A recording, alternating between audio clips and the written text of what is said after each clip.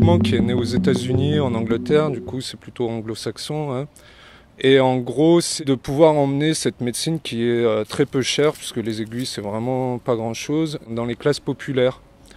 Puisqu'aujourd'hui, le constat il est qu'une séance d'acupuncture ça coûte 50 €, 40 €. C'est pareil aux États-Unis, c'est pareil en Angleterre. C'est assez paradoxal d'avoir une médecine si peu chère qui finalement est aussi chère, quoi.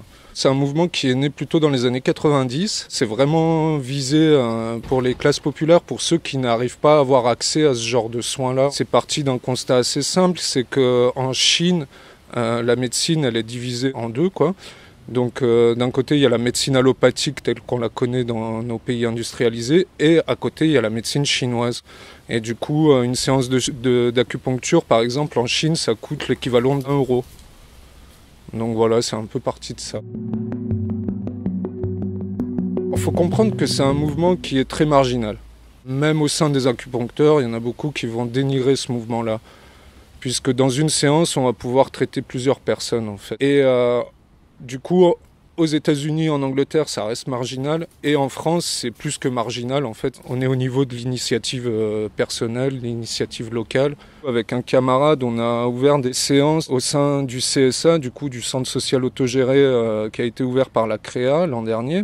On a pratiqué depuis janvier 2017. On a eu pas mal de monde. Ça a été très bien accueilli.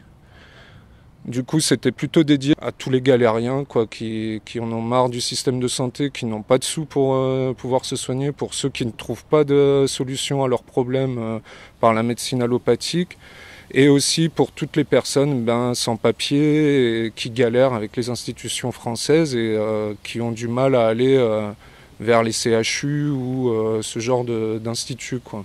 Pour nous, c'est important d'avoir un soin gratuit, puisqu'en fait ça change complètement la relation entre celui qu'on appelle aujourd'hui patient, on déteste cette détermination, et celui qui est le détenteur du savoir, quoi. Il n'y a pas vraiment de détenteur de savoir et de personne patiente dans une relation de soins. Dans une relation de soins, il y a deux personnes qui sont là et qui partagent quelque chose. C'est pas un partage monétaire qu'on veut mettre en place, on veut carrément le sortir de cette équation-là. Pour nous financer, on a recours au vendredi de la solidarité avec la CREA. Donc on en avait organisé un, ça nous a suffi pour payer le matériel pour toute l'année quasiment.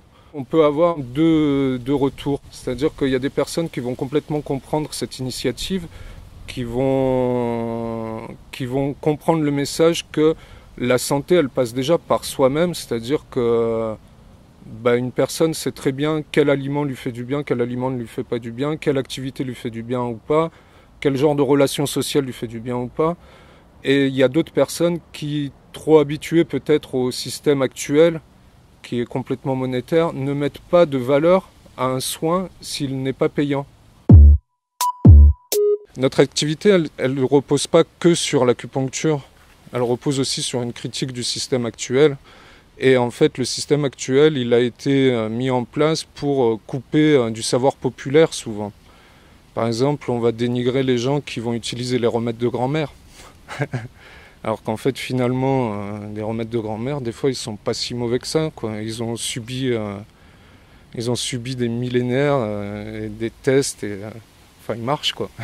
Donc par exemple les ventouses, c'est vraiment une technique très populaire qui a été utilisée de partout. Quand on va dans les vides-greniers, on trouve des ventouses que les petits-enfants vendent parce qu'ils ont vidé le grenier du grand-père et ils savent pas ce que c'est, ils savent même pas à quoi ça peut servir, quoi. C'est les ventouses par exemple, on trouve des traces de l'utilisation en Afrique, en Asie, en Europe, partout, quoi. Alors ça, pour nous, c'est vraiment essentiel de pouvoir donner une autonomie aux personnes dans le soin. Dans mes consultations, je recommande souvent l'utilisation de la bouillotte. La bouillotte, ça ne sert pas qu'à chauffer les pieds l'hiver. Pour toutes les tensions musculaires, par exemple, on peut l'utiliser, ça marche très très bien et ça coûte rien du tout. Est-ce que les médecines alternatives peuvent substituer la médecine actuelles, non, mais elles peuvent très bien se combiner les unes et les autres. Et après, il y a autre chose que je voulais souligner, c'est qu'on parle souvent de médecine traditionnelle pour décrire notre médecine, qui est en fait la médecine allopathique, la médecine pharmaceutique. Alors que la médecine traditionnelle, c'est la médecine populaire, quoi. C'est la médecine des plantes, c'est la médecine des savoirs et des remèdes de grand-mère. Je ne critiquerai pas l'avancée des médicaments, l'avancée des techniques de chirurgie. Je ne veux pas tomber dans ce cliché-là. Par contre, c'est sûr que la médecine institutionnalisée et dirigée par une classe de personnes ne répond pas du tout aux attentes de la population en général, puisqu'elle marginalise certaines personnes, elle met dans des cases d'autres personnes, et en fait on finit par avoir un système médical qui nuit à la santé. On finit par avoir des médicaments qui sont testés pendant 6 mois et à la va-vite et qui sont mis sur le marché, qui derrière en fait on se rend compte qu'ils ont créé plus de problèmes qu'ils n'ont solutionné. La médicalisation, elle est présente à outrance dans notre société et en fait on n'a plus besoin d'être malade pour devenir un patient. La médecine c'est comme quelque chose qu'on ne peut pas toucher en fait. On a peur du charlatan, on a peur des saignants, on a peur de celui qui ferait pas bien, alors qu'en fait on se rend compte que même dans la médecine allopathique il y a de nombreux cas où ils gèrent pas quoi. Par exemple, il y a l'histoire du cancer de la prostate. Le dépistage du cancer de la prostate engendrait des cancers de la prostate. En pourcentage, c'était vachement plus élevé dans les populations qui se faisaient dépister. Alors on ne comprenait pas pourquoi, d'où ça venait. Est-ce que c'était le stress induit par ce dépistage, ce qui est possible? Et en fait, finalement, ils ont découvert il y a quelques mois que c'est le produit qu'ils injectaient dans le corps qui créait un nouveau cancer. C'est assez difficile en fait d'arriver à avoir une idée assez claire de quel genre de médecine on voudrait pouvoir disposer. Mais en fait, dans ma phrase, je viens de donner aussi la solution, c'est-à-dire que nous voudrions disposer de quelque chose et nous ne voudrions pas qu'on nous impose quelque chose. Tandis qu'aujourd'hui, l'institution médicale nous l'impose. Aujourd'hui, on est passé de 3 vaccins à 11 vaccins obligatoires. Ouais, il y a beaucoup d'initiatives qui sont en train de voir le jour, de techniques populaires, de partage de savoir. C'est quand même principalement dans les réseaux autonomes qu'on trouve ça, parce qu'il y a aussi cette critique de la médecine institutionnalisée. Il y a aussi la volonté de se réapproprier des savoirs populaires et l'envie aussi de faire sans les institutions, bien évidemment. Au sein de ces réseaux, oui, il y a pas mal d'initiatives qui sont mises en place. Ça regroupe vraiment toutes sortes de techniques médicales en partant de l'herboristerie qui, au passage, a été interdit par Pétain en 1941. C'est toujours interdit. Il y a des techniques d'hypnose, les techniques d'acupuncture, les techniques de massage. Ensuite, il y a la case de santé, par exemple, à Toulouse, qui, eux, font un super boulot, qui restent dans la médecine allopathique, mais qui ne surmédicalisent pas leurs patients. Par exemple, quelqu'un qui va à la case de santé avec un rhume, il va repartir avec une prescription de tisane, de miel et de citron. On peut parler, oui, des street medics. Les street medics, du coup, qui agissent, eux, dans les manifestations pour venir en soutien aux manifestants qui se font caillasser, enfin, qui se font torturer par les forces de l'ordre. Il y a aussi le mouvement Gynépunk qui est très intéressant. Et du coup, c'est la réappropriation de la gynécologie par les femmes.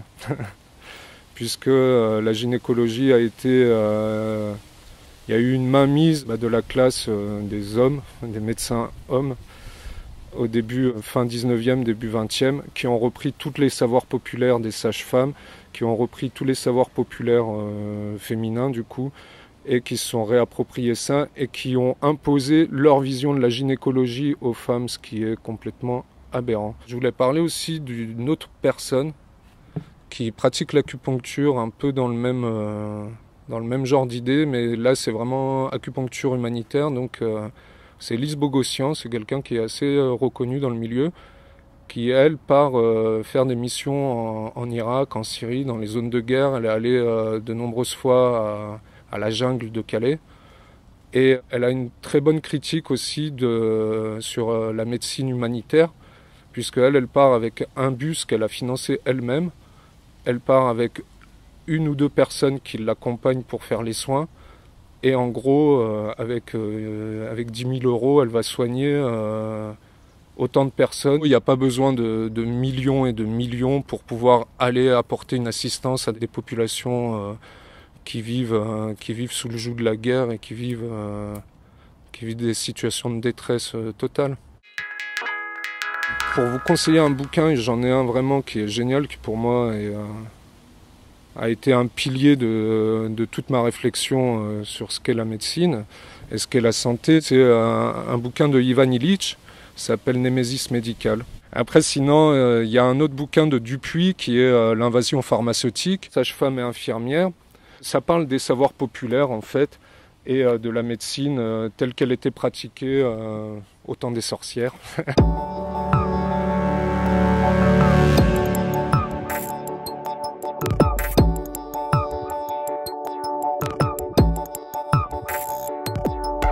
Retrouvez Frix sur la page Facebook du collectif Libre et Heureux.